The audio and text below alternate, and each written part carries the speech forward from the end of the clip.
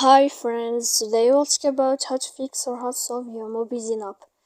To know how to fix or how to find a solution about Mobizen app problems, you should just go to settings. After that, we click apps, default apps, app settings. Here in this list, you will enter to the window of Mobizen.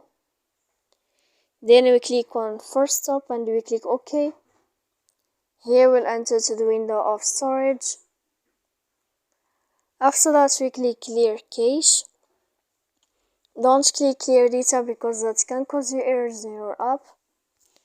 And in the end, you can turn off your phone. You can wait a moment to turn on your phone again. If it's not working with you, then you can update your app on Play Store.